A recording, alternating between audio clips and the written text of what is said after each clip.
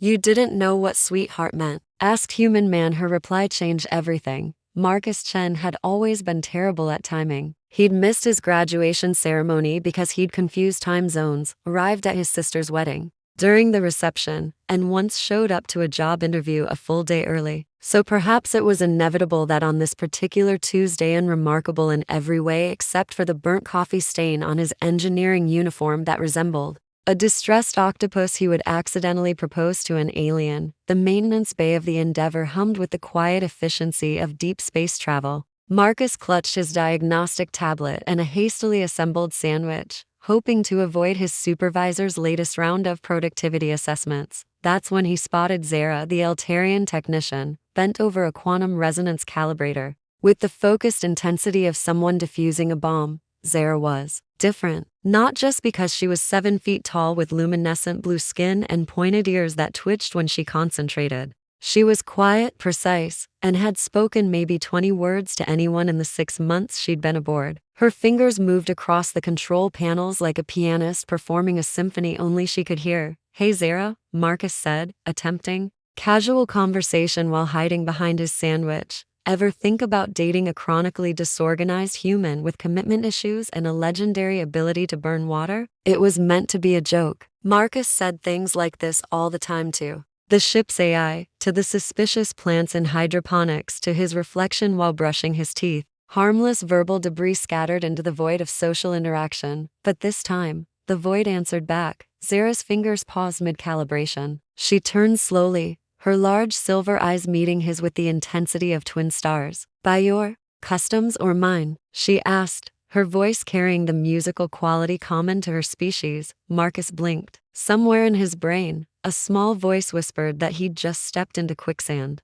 "I'm sorry, what?" "Your question," she replied, straightening to her full impressive height. "Should I respond according to human courtship protocols or Altarian bonding traditions?" The sandwich slipped from Marcus's suddenly nerveless fingers. Was she serious? Was this some kind of cultural misunderstanding? Did the ship's universal translator have a sense of humor? He stammered, suddenly fascinated by a particularly interesting scorch mark on the floor. "I was actually just, making conversation. Human humor. We joke when we're nervous or trying to avoid actual work." Zara tilted her head, ears twitching with what might have been amusement. "That is unfortunate." I had begun to formulate a response. Marcus forced a laugh that died somewhere between his throat and the recycled air system. "Well, don't let me stop you." "I won't," she said simply, then returned to her work as if nothing earth-shattering had just occurred. Marcus fled the maintenance bay, leaving his sandwich somewhere near a coolant intake. His mind raced with questions that had no comfortable answers. Was that flirtation? Was she messing with him? Could Altarians even mess with people? By the time he reached the crew lounge, he was second-guessing every life choice that had led him to this moment, including his decision to major in xenological engineering, mostly because the brochure had featured aliens wearing impressively dramatic capes. Lieutenant Sarah Kim, the ship's pilot and unofficial gossip coordinator, looked up from her holographic card game. "You look like someone just told you the coffee dispenser achieved sentience and filed for citizenship." Marcus collapsed into a chair. "Zara just asked me if I wanted to date her according to human customs or hers." The lounge fell silent, then erupted in laughter. She WHAT. Sarah's cards scattered across the table as she leaned forward, eyes wide with delighted disbelief. "I'm telling you," Marcus insisted, waving his hands in emphasis. She didn't laugh, didn't smile, just stared at me like I'd just proposed a formal trade agreement, which apparently I might have. Dr. James Wright, the ship's xenobiologist, set down his coffee with the careful precision of someone trying not to spill classified information. "Marcus, do you have any idea what you've just done? Besides accidentally triggering what feels like an interspecies diplomatic incident." "No, not really." Altarians, Wright explained, settling into full lecture mode, don't do casual dating. Their bonding rituals involve neural synchronization, memory sharing, and ceremonial exchanges that can last for planetary cycles. When an Altarian asks about customs, they're not making small talk, they're initiating formal courtship protocols. Marcus stared at the ceiling of the lounge, watching the soft pulse of the navigation lights. "So you're telling me that my terrible attempt at flirting just accidentally activated some kind of alien engagement procedure? Pretty much, Sarah said, grinning. And honestly, it's about time someone on this ship did something interesting. This isn't interesting, Marcus protested. This is terrifying. I can barely commit to a breakfast cereal, and now I'm potentially neurally bonded to someone whose species considers small talk a form of contractual obligation. Wright pulled up a holographic display showing Altarian cultural data. Actually, it's more complex than that. If she's seriously considering this, she would have already run preliminary compatibility assessments. Altarians don't waste time on unsuitable matches.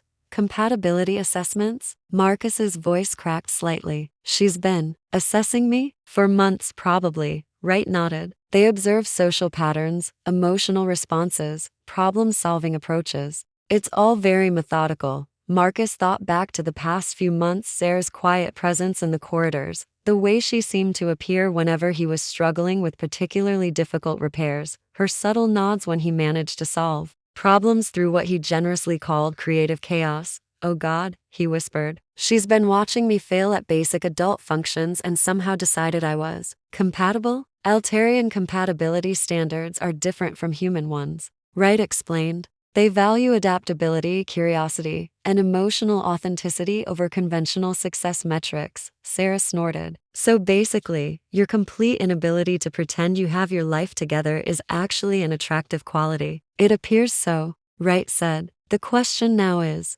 what are you going to do about it? Marcus sat in silence for a long moment, watching the stars stream past the lounge's viewport. Somewhere in the ship's quiet corridors, Zara was continuing her work, probably analyzing quantum fluctuations or calibrating systems he couldn't even pronounce. She was brilliant, dedicated, and apparently saw something in him worth formal courtship consideration. I need to talk to her, he said finally. Good plan, Sarah said. Try not to accidentally propose marriage this time. That's the thing, Marcus said, standing up with newfound determination. I don't think it was an accident. I think some part of me has been hoping for exactly this kind of complication. He left the lounge with purpose, heading back toward the maintenance bays. Behind him, Wright and Sarah exchanged glances. Think he'll survive this? Sarah asked. If he doesn't overthink it to death, Wright replied. Altarians appreciate directness. Then he's doomed, Sarah laughed. That man overthinks his morning coffee selection. But somewhere in the ship's humming corridors, two very different hearts were beating in surprisingly similar rhythms, and the universe was preparing to witness something rare, the kind of love that transcends not just distance, but species itself. Marcus found Zara in Observatory Deck C, a quiet space normally reserved for astronomical measurements and the occasional existential crisis. She stood before the massive viewport, her luminescent skin reflecting the starlight like a living constellation. Her ears twitched once acknowledging his presence without turning around. I've been thinking about your question, Marcus said, approaching slowly. About customs. I know, she replied. Your neural activity has been elevated for 3.7 hours. The ship's biometric sensors detected multiple stress responses and what humans call pacing. Marcus laughed despite himself. Right. Privacy isn't really a thing on a ship this size, is it? Zara turned then, her silver eyes meeting his with that same unsettling directness. Privacy is a luxury species develop when they have infinite space. In deep space, we adapt. So, Marcus said, settling onto a nearby bench. Hypothetically speaking, if someone were interested in learning about Altarian courtship customs purely for educational purposes, where would they start? With honesty, Zara said simply. She moved to sit beside him, maintaining the precise distance that Altarian etiquette required during formal discussions. Human courtship involves deception, presenting idealized versions of yourself to attract potential partners. Altarian bonding requires absolute transparency. Absolute transparency? Marcus's voice rose slightly. As in no hiding the fact that I once got lost in my own apartment building for 40 minutes. That incident demonstrates spatial processing challenges but also persistence, Zara noted. Both traits are valuable in deep space environments. Marcus stared at her. You're serious. You actually find my complete inability to function like a normal adult attractive? I find your adaptability intriguing, she corrected. You solve problems through intuition rather than methodology. Your approaches are unorthodox but effective. These qualities suggest neural flexibility compatible with Altarian consciousness sharing. Consciousness sharing, Marcus repeated. Slowly, that sounds intense. It is the foundation of Altarian bonding, Zero explained. Temporary neural synchronization allows partners to experience shared thoughts, emotions, and sensory input. It requires absolute trust and compatibility. Marcus felt his heart rate spike again. And you think we're compatible? Zara was quiet. For a long moment, her gaze returning to the stars. I have observed you for 187 standard days. Your behavioral patterns suggest high levels of empathy, creativity under pressure, and emotional authenticity. These factors indicate potential compatibility, but you don't know for sure? Compatibility can only be confirmed through direct neural interface, she said. Are you willing to undergo preliminary testing? The question hung in the recycled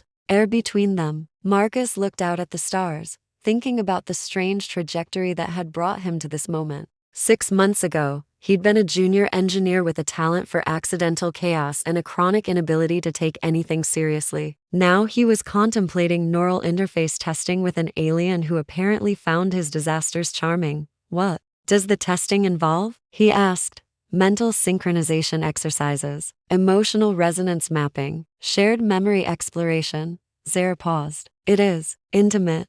More intimate than accidentally proposing in a maintenance corridor. For the first time since he'd known her, Zara's expression shifted into something that might have been amusement. Considerably, Marcus took a deep breath, watching a distant nebula pulse with slow, ancient light. Okay, he said. Let's do it.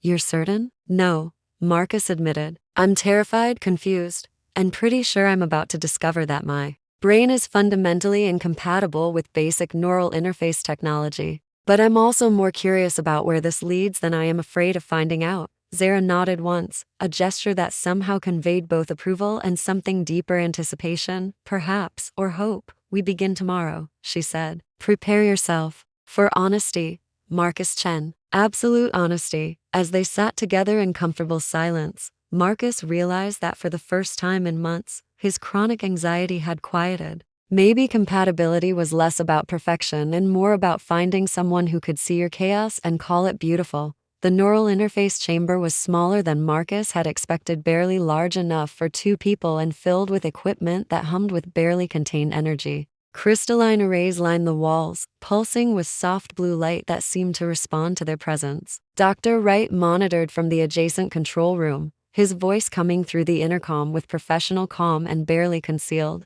scientific excitement. Remember, Wright's voice crackled. This is just preliminary synchronization. Light contact only. If either of you experiences discomfort, we abort immediately. Marcus settled into one of the reclining chairs, trying to ignore the neural interface crown being lowered onto his head. The device was surprisingly light, more like wearing a complex headband than the heavy machinery he'd imagined. Nervous? Zara asked from the chair beside him. Her own interface crown seemed to merge seamlessly with her physiology, the crystalline elements actually glowing brighter against her luminescent skin. Terrified, Marcus admitted. You?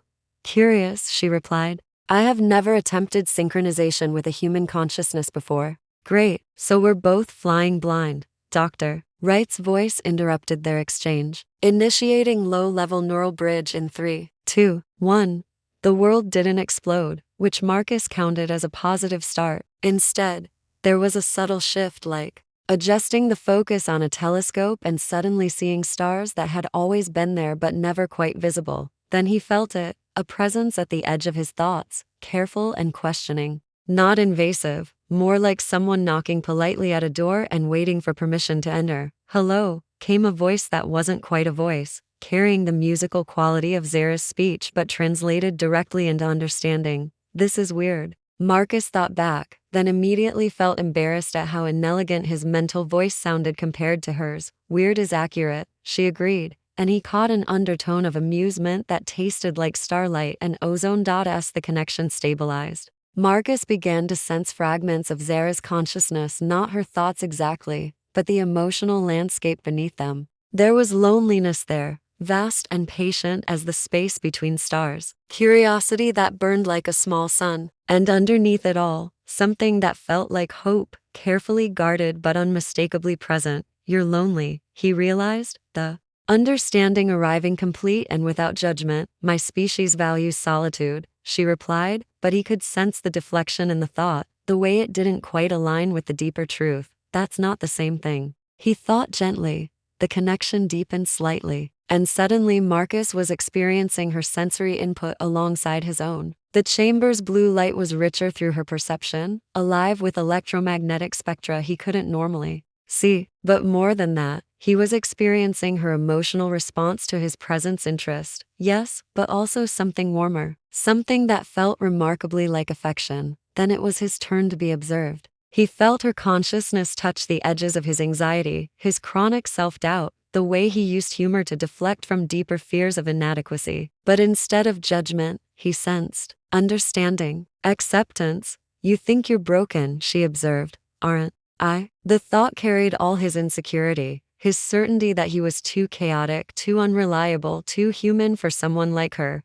You're unfinished, she corrected. We all are, but your incompleteness has interesting shapes. The neural bridge held for several more minutes, both of them exploring the strange landscape of shared consciousness. Marcus discovered that Zara's precision wasn't coldness but care, every calculation, every careful word chosen to avoid causing harm. And she discovered that his chaos wasn't carelessness but curiosity, a willingness to try new approaches even when failure was likely. When Dr. Wright finally terminated the connection, the absence of her presence felt like sudden deafness. Well? Wright asked through the intercom. Marcus and Zara looked at each other across the small space between their chairs. Compatible, Zara said quietly. Very compatible, Marcus agreed, surprising himself with the certainty in his voice. Outside the chamber, the stars continued their ancient dance, but inside, something new had begun. 3 weeks later, Marcus stood in the ship's converted ceremonial chamber wearing formal dress that seemed designed by someone with a doctorate in elaborate discomfort. The Altarian bonding robes were beautiful flowing fabric that shifted